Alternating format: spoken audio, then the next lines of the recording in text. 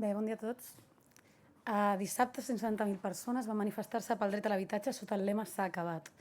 Ha estat la manifestació sobre l'habitatge més gran de l'últim segle a Catalunya i és un punt d'inflexió a l'inici d'un nou cicle polític on ja s'està dient que no es pensen acceptar les diferents polítiques de pedaços que han tingut els molts governs i que no abordaven de manera contundent el conflicte per l'habitatge que tenim en aquest país.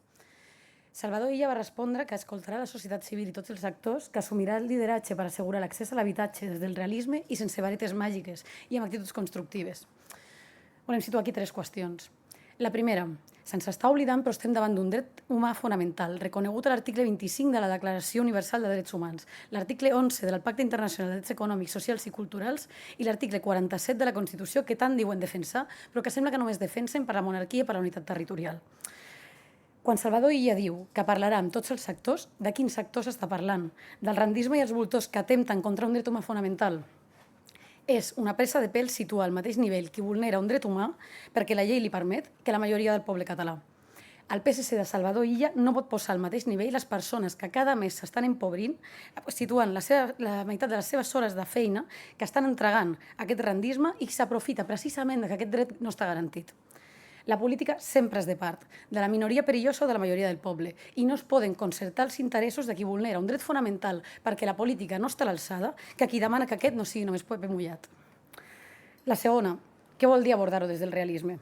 Perquè la realitat és el resultat de les polítiques que fan en parlaments com el nostre, i ara mateix la realitat és crua.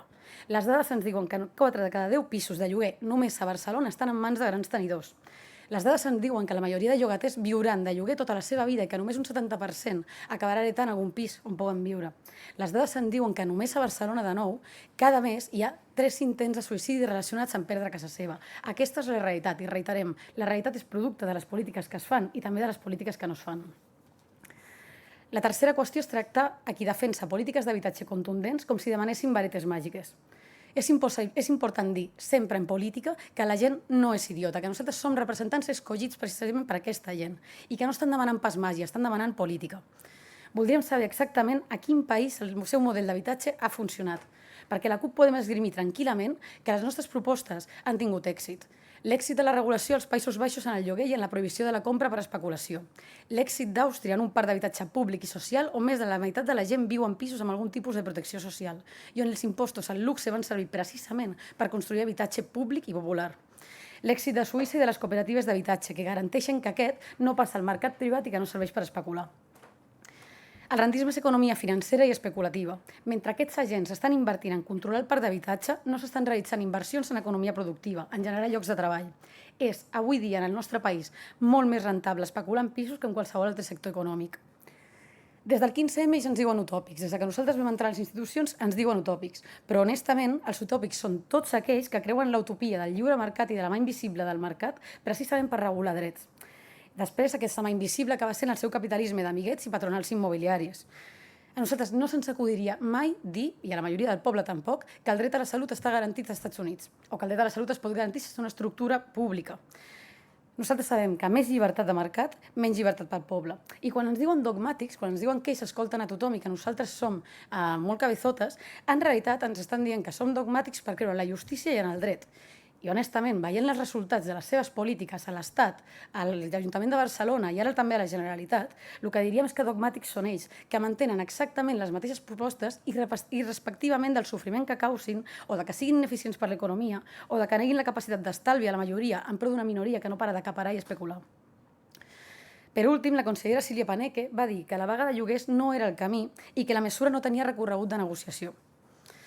Tenim molts dubtes de quin costat està aquest govern, perquè no entenem que es posin al costat del capital estranger i del rendisme en comptes de la seva població que s'està manifestant i els està reclamant un dret. Estan intentant reproduir el mateix marc que quan hi ha lluites laborals. Però aquí el seu discurs creiem que fa una mica més d'aigües, perquè és impossible defensar que si es fa una vaga de lloguers suposarà pèrdua de llocs de treball, perquè no en genera, o la fuga d'inversors, perquè no poden emportar-se els pisos. El que sí que hauríem de saber és que és impossible, i això sí que és una realitat, tramitar milers de demandes per impagament, embargar els comptes de les llogateres que no paguin o desnonar tothom que deixi de pagar. Nosaltres els hem avisat, 170.000 persones els han avisat i no faríem malament d'escoltar la població. El PSC hauria de deixar de donar respostes prefabricades a les preguntes i als clams que s'estan fent. La CUP presentarem al desembre una moció amb les mesures mínimes d'urgència per començar a garantir el dret a l'habitatge. A diferència del PSC, no fingirem que és una moció per a tothom. És una moció universal, per tant és una moció de part, perquè la política sempre és de part. És una moció de part de la majoria que viu del seu treball i no del treball dels altres, del 94% contra el 6% rendista. I esperem honestament que el PSC es diferenciï de la dreta no només discursivament i sàpiga on posicionar-se. Per últim, voldríem fer esment que, com s'ha publicat avui, no s'han renovat els contractes tècnics de l'Oficina de la Renda Bàsica Universal. Com sabeu, la Renda Bàsica Universal, la prova pilot i la seva implementació va ser una de les propostes que la CUP va situar per la investidura de Pere Aragonès en l'anterior legislatura. En aquesta legislatura, Esquerra Republicana l'ha presentat com una de les qüestions bàsiques per poder investir a Salvador Illa. El fet que no s'hagin renovat els contractes i, per tant, l'oficina hagi quedat buida de personal que pugui implementar-ne, dona ja una de les respostes que ja vam començar a veure quan es va destituir el seu cap i va ser reemplaçat per una persona que no tenia experiència acadèmica en termes de renda bàsica universal. El que estem veient, per tant, és com el PSC sembla que no voldria tirar endavant els acords que tant diu que defensa amb els seus aliats, però no només això.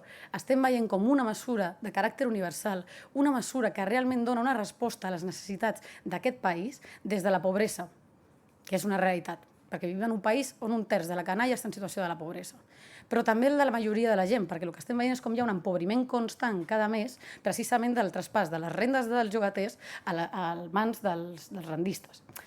Per tant, sembla que el PSC es vol quedar enquilossat en polítiques que hem vist que no funcionen, com l'ingrés mínim vital i com la renda garantida ciutadana, que una vegada rere altra els informes diuen que no arriben ni a un terç d'aquelles persones que realment el podrien demanar. Estem veient com prefereixen polítiques que el que fan és haver de fer baixar la mirada en comptes de poder alçar-la. I en aquest sentit no entenem com hi ha possibilitat de construir una legislatura que realment garanteixi drets si ni aquelles coses més bàsiques que ja s'havien pactat i que generen grans consensos socials, perquè vam veure com més d'un 60% donava suport a la renda bàsica universal, però també dins de les majories d'esquerres que poden articular-se en aquest Parlament, el PSC decideix anar-la desmuntant i convertir-la el mateix que el dret a l'habitatge, una cosa buida que no té formes de garantir-se de forma efectiva. De moment fins aquí, si teniu alguna pregunta.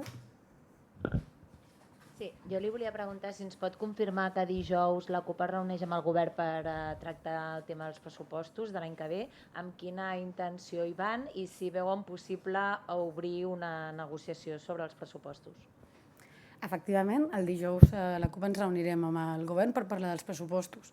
Com han vingut dient els diferents portaveus, com ha dit Don Casadevall a diferents entrevistes i com ja van avançar també les portaveus del nostre grup parlamentari, nosaltres considerem que sempre ha d'estar obert al diàleg. Ara bé, el que estem veient és que qüestions molt mínimes, qüestions que fins i tot s'havien acordat amb altres agents, no s'estan complint. Estem veient com temes que són cabdals, com és la mobilitat, com és l'habitatge, com és la llengua, no s'estan abordant per part d'aquest govern. Per tant, nosaltres seurem allà, però seurem demanant rigorositat.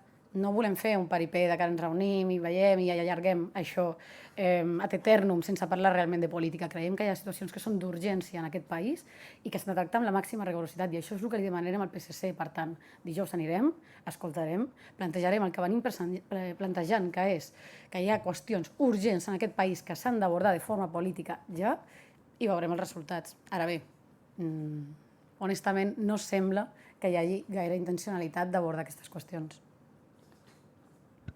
Sí, bon dia.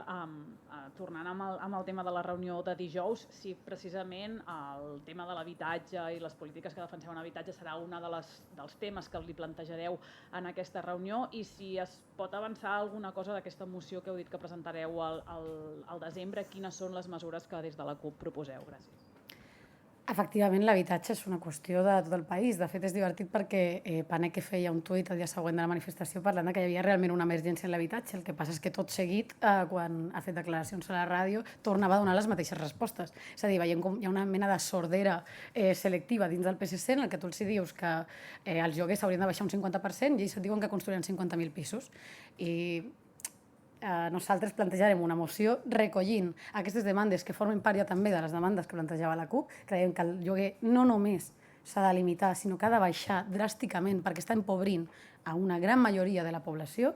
Creiem que, a més, l'habitatge no hauria de ser un bé d'especulació, sinó que hauria de ser garantit com un dret essencial i, per tant, s'ha d'aturar ja la compra per poder especular, perquè si no estem veient com la sobirania d'aquest país a poc va quedant cada vegada més en mans de grans tenidors i del capital estranger. I considerem que tot això ha de tenir a veure amb avançar cap a l'habitatge com un dret, des de les mesures més mínimes, com que els contractes siguin indefinits, els contractes de lloguer siguin de caràcter indefinit, com ja s'està explorant a l'Anglaterra, com aquestes altres mesures que deia. Segons aquesta informació, jo l'he llegit al Nació Digital, la informació sobre que acaben els contractes tècnics de l'Oficina de la Renda Universal, però amb la intenció de redissenyar-la. També en l'última sessió de control el president Illa va reconèixer que no era la seva aposta, però que sí que es comprometia a tirar-la endavant. Llavors no entenc la malfiança que hi ha que la renda universal, el pla pilot, no tiri endavant. Gràcies. La malfiança és que una política tan simple com és una renda bàsica universal s'hagi de redissenyar. És a dir, la renda bàsica universal es caracteritza perquè és universal, és a dir, la rep a tothom, la seva quantia és igual o superior al llindar de pobresa i que la seva forma de finançament és de caràcter redistributiu ex ante, és a dir, que s'agafen les grans fortunes i per tant hi ha un 10% que tot i que la rebria no li surt a compte i que es reparteix entre tota la resta de la població. Jo vaig formar part del Consell Assessor de la Renda Bàsica Universal en el seu moment. Hi havia moltíssimes persones amb un gran prestigi tant acadèmic com social, hi havia moviments socials, hi havia persones que venien del moviment de defensa dels drets LGTB, hi havia persones que tenen un gran recorregut de caràcter internacional defensant la renda bàsica universal i és difícil pensar què és el que s'ha de redissenyar, quan fins i tot empreses amb un gran prestigi com Ivalua havien ja revisat aquest pla pilot. Llavors, en realitat, el que veiem és que al PSC no li agraden gaire les mesures de caràcter universal. Al PSC li agraden molt més mesures com l'ingrés mínim vital que, generen una quantitat de burocràcia enorme, que això també ho paguem. 2, no permeten que un sector tan digne com els treballadors socials puguin fer la seva feina perquè estan precisament avaluant i fiscalitzant si ets tan pobre com per poder rebre-la. I després no tenim una administració que pugui fer bé, i ho estem veient també amb totes aquelles persones que han cobrat uns ingressos que no tocaven, el qual és culpa de l'administració, no d'aquelles persones, i que ara es troben en un moment en què haurem de veure com es gestiona tot això.